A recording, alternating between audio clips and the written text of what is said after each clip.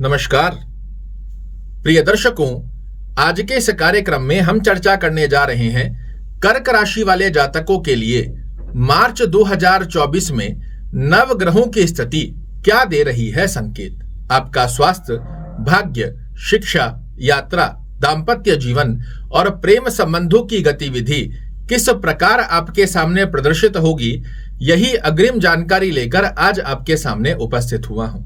और जब near future को समझने के लिए ग्रह गोचरीय अवस्था को आप समझ लेते हैं तो उस महीने का सदुपयोग कर निश्चित रूप से बना सकते हैं अपने महीने को यादगार। सबसे पहले चर्चा करते हैं पहले सुख की, जिसे शास्त्र कहता है निरोगी काया। आपके लग्न के स्वामी चंद्र महाराज महीने की पहली ही तारीख पर पंचम भाव में नीचस्थ हो रहे हैं। पूर्ण महीने आपका स्वास्थ्य अच्छा रहेगा, किंतु एसिडिटी, गैस्ट्रिक, डाइजेशन प्रॉब्लम, इनकी छोटी मोटी गतिविधि आपको मार्च महीने में देखने को मिल सकती है। ऐसे में खान पीन का ध्यान रखिएगा, अन्यत्र अवस्था में स्वास्थ्य दृष्टिकोण आपका बिल्कुल पुष्ट रहने वाला है। बात करें यदि कर्म दृष्टिकोण की स्थिति क्या संकेत दे रही है, तो आपके कर्म भाव के स्वामी मंगल महाराज होते हैं, जो कि 16 मार्च तक आपको केंद्र के स्वामी होकर केंद्र में बने हुए हैं। वहीं दूसरी तरफ गुरु महाराज स्वतंत्र होकर आपके कर्म क्षेत्र में स्थित हैं। ये एक संकेत है कि कर्म क्षेत्र आपका बेहद सुंदर रहने वाला है। किंतु एक बात का जो कि ध्यान रखना आपके लिए आवश्यक रहेगा, कर्म क्षेत्र संबंधित कोई भी बड़ा डिसीजन यदि आप ले रहे हैं तो मैं आपको सलाह दूंगा 16 मार्च से पहले का कोई भी बड़ा डिसीजन अगर आप लेना चाहते हैं तो 16 मार्च से पहले लीजिए। इसके पश्चात आपके कर्मेश अष्टम भाव में जाएंगे, जो कि छोटे छोटे ऑब्स्टेकल की स्थितियां 16 मार्च के पश्चात आपको देखने को मिल सकती है। ऐसे में कोई भी बड़ा कार्य कर रहे हैं, कोई बड़ा डिसीजन अपने कर्म क्षेत्र से संबंधित ले रहे हैं, 16 मार्च से पहले लीजिए। बात करें यदि धन दृष्टिकोण की स्थिति क्या संकेत दे रही है, तो आपके धन भाव के स्वामी सूर्य महाराज अष्टम भाव में बने हुए हैं। यहां से अपने घर को देख रहे हैं और अपने कई कार्यक्रमों में मैं बता चुका हूं कि जब भी कोई ग्रह अपने घर को देखता है तो उससे संबंधित आपके कार्य रुकते नहीं हैं। डिले जरूर होते हैं किंतु रुकते नहीं हैं। ऐसे में आप अनुभूति भी कर रहे होंगे कि धन से संबंधित कोई भी कार्यों में आपको रुकावटें देखने को मिल रही है। आपको लग रहा है कि अब ये कार्य होने ही वाला है और फिर उसमें कुछ ना कुछ रुकावट का योग बन रहा है। 15 मार्च 2024 के पश्चात जैसे ही आपके धन भाव के स्वामी सूर्य महाराज भाग्य भाव में जाएंगे, यहां से आपके धन से संबंधित रुके हुए कार्य बहुत शीघ्रता से आपके पक्ष में आते हुए इस महीने आप अवश्य देख पाएंगे। बात करें यदि भाग्य दृष्टिकोण की स्थिति क्या संकेत दे रही है, तो आपके भाग्य भाव के स्वामी देवगुरु बृहस्पति कर्म भाव में बने हुए हैं। एक त्रिकोण के स्वामी होकर केंद्र में शुद्धिकरण की अवस्था लेकर विराजित हैं। ये बहुत ही अच्छी अवस्था आपके लिए मानी जाती है, जहां भाग्य आपका साथ दे। चीजें डिले हो रही है, सडन ऑफ कुछ ऐसी गतिविधि बने जहां आपका वो कार्य पूर्ण हो गया और आपको ये अनुभूति हो कि हाँ, मेरा लक फैक्टर मेरे साथ कार्य कर रहा है। इस अवस्था की अनुभूति गुरु महाराज मार्च महीने में कर्क राशि वाले जातकों को अवश्य रूप से कराते हुए पाए जाएंगे। बात करें यदि विद्या दृष्टिकोण की स्थिति क्या संकेत दे रही है, तो आपके विद्या भाव के स्वामी भी मंगल महाराज होते हैं। सप्तम भाव में 16 मार्च तक बने हुए हैं। यहां तक बहुत अच्छी स्थिति है, किंतु उसके पश्चात में जब ये अष्टम भाव में चले जाएंगे, विद्यार्थियों को थोड़े से एक्स्ट्रा एफर्ट्स लगाने की आवश्यकता रहेगी।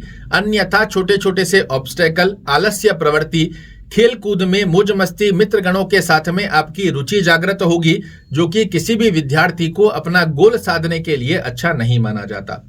16 मार्च तक की स्थिति में विद्या दृष्टिकोण आपके लिए बेहद अच्छा बना हुआ है। बाकी बचे दिनों में थोड़े से एक्स्ट्रा एफर्ट्स विद्यार्थियों को लगाना यहां आवश्यक रहेगा। यात्रा दृष्टिकोण पर यदि हम चर्चा करते हैं, तो आपके यात्रा भाव के स्वामी होते हैं बुध महाराज, अष्टम भाव में बने हुए हैं, किंतु 7 मार्च के पश्चात ये मीन राशि में चले जाएंगे और इस स्थान पर नीचस्थ होते हैं।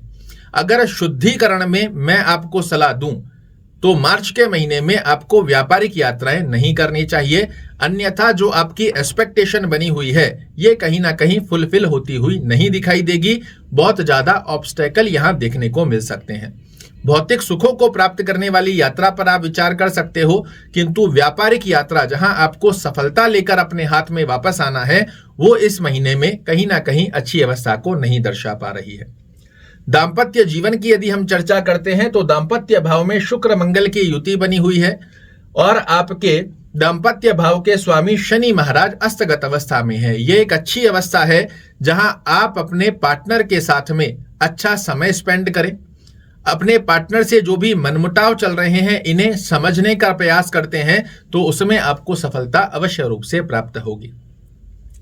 प्रेम संबंधों की यदि हम चर्चा करते हैं तो प्रेम संबंधों की स्थिति में आप नोटिस जरूर कीजिएगा, 16 मार्च तक की स्थितियों में आपके लिए सभी कुछ सामान्य चलेगा। उसके पश्चात आपके द्वारा की गई ओवर एक्सपेक्टेशन कहीं ना कहीं स्थितियों को अस्त व्यस्त करती हुई पाई जाएगी।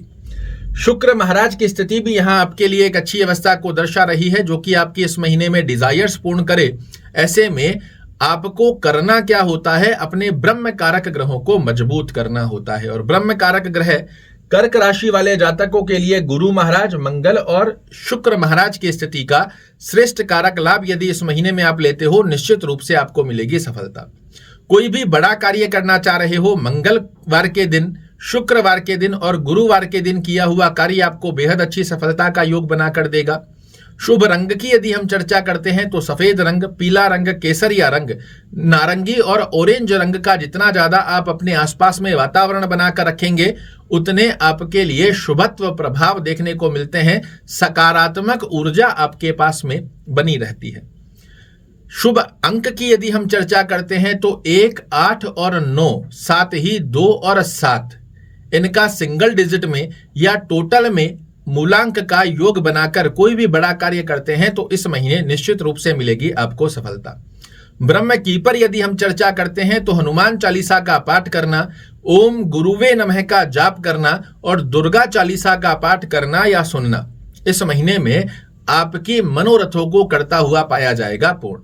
आशा करता हूं मेरे द्वारा दी गई ये जानकारी आपको पसंद आएगी। कल फिर से एक नई जानकारी लेकर आपके सामने उपस्थित होऊंगा। तब तक के लिए नमस्कार।